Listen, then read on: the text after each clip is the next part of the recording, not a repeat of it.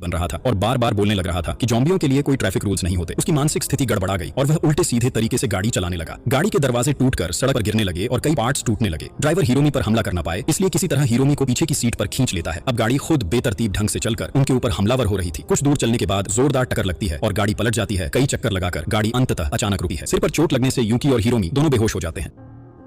बहुत समय बाद जब यूकी को होश आता है तो वह पाता है कि हिरोमी भी बेहोश पड़ी है। वे दोनों एक साथ गाड़ी से बाहर निकलते हैं और देखते हैं कि सिर्फ उनकी गाड़ी ही नहीं, एक के बाद एक कई गाड़ियां एक्सीडेंट हुई पड़ी हैं। सड़क पर सिर्फ गाड़ियां ही दिख रही थी और आसपास किसी इंसान का कोई पता नहीं था। वे दोनों अकेले बचे नजर आते हैं। धीरे धीरे वे आगे बढ़ते हैं और कुछ दूरी पर एक सुरक्षित स्थान पर पहुंच जाते हैं। हिरोमी फोन निकालकर आसपास की स्थिति चेक कर रही होती है। उसके मोबाइल पर कई मैसेज नोटिफिकेशन आए हुए थे। ये मैसेज गवर्नमेंट के नंबर से भेजे गए थे। उन संदेशों में से एक में लिखा था कि जो भी सर्वाइवर्स शहर में हैं और जिनके शरीर पर ज़ॉम्बी वायरस का कोई इन्फेक्शन नहीं है, वे माउंट फूजी की ओर चले जाएं। वहां आप लोगों के लिए हर तरह की व्यवस्था कर दी गई है। माउंट फूजी जापान का एक जगह का नाम था। तो यहाँ जब वे यह मैसेज पढ़ रहे थे तभी हिरोमी का फोन बंद हो जाता है, क्योंकि उसके फोन में बिल्कुल भी चार्ज नहीं था। अब वे दोनों चलते चलते एक जगह पर आकर बैठ जाते हैं और वहां से दूर से माउंट फूजी दिखाई दे रहा था, क्योंकि माउंट फूजी एक पहाड़ था। अब उन्होंने तय किया कि वे माउंट फूजी तक जाने के लिए निकलेंगे। उन्होंने ये भी सोचा कि वे जंगल वाले रास्ते से जाएंगे, क्योंकि मेन रोड उनके लिए बहुत ज्यादा खतरनाक हो सकता है। तो अब वे जंगल के रास्ते की ओर बढ़ने लगते हैं। कई घंटों तक चलने के बाद देखते देखते शाम हो जाती है। चारों तरफ अंधेरा छा जाता है, इसलिए वे दोनों अपनी सुरक्षा के लिए एक जगह रुक जाते हैं और वहीं रुकर रात बिताने का फैसला करते हैं। दोनों को बहुत जोर की भूख लगी थी और यूकी के पास सिर्फ एक ही रोटी थी। यूकी तब उस रोटी का आधा हिस्सा हिरोमी को दे देता है। हिरोमी खुश होकर उसे दिल से धन्यवाद कहती है, लेकिन अब तक वे दोनों एक दूसरे के नाम नहीं जानते थे। इसलिए हिरोमी यूकी को अपना नाम बताती है और उसका नाम पूछती है। यूकी तब बताता है कि उसका नाम यूकी है, जिसका मतलब होता है हीरो। वो ये भी कहता है कि उसके नाम का मतलब हीरो है, लेकिन असल जिंदगी में वो एक लूजर है। इतनी उम्र होने के बावजूद उसने अपनी लाइफ में कुछ नहीं किया। लेकिन हिरोमी उसे कहती है कि उसे ऐसा नहीं सोचना चाहिए, क्योंकि आज उसी ने उसकी जान बचाई और यही तो एक सच्चे हीरो की पहचान होती है। वो फिर कहती है, लेकिन तुम्हारे पास तो बंदूक है, तुम उसका इस्तेमाल क्यों नहीं करते? बंदूक की बात पर यूकी हिरोमी से पूछता है, क्या तुम्हारे पास अपनी सुरक्षा के लिए कोई बंदूक है? अगर नहीं तो अपने बचाव के लिए तुम्हारे पास क्या है? हिरोमी तब एक आईपैड निकालती है और कहती है, इस आईपैड में मेरी माँ का एक गाना रिकॉर्ड किया हुआ है। जब भी मुझे किसी चीज से डर लगता है, मैं माँ की आवाज में ये गाना सुनती हूँ और तुरंत मेरा मन शांत हो जाता है। हिरोमी तब गाना प्ले करती है, एक ईयरफोन यूकी को देती है और कहती है कि वो भी ये गाना सुने। फिर वे दोनों साथ में गाना सुनने लगते हैं। हिरोमी की माँ का यह गाना बहुत ही प्यारा था। दोनों ध्यान से गाना सुनते सुनते वहीं सो जाते हैं। सुबह जब यूकी की आंख खुलती है तो वह देखता है कि हिरोमी उसका कंधा पकड़े सो रही है, लेकिन तभी यूकी एक डरावनी बात नोटिस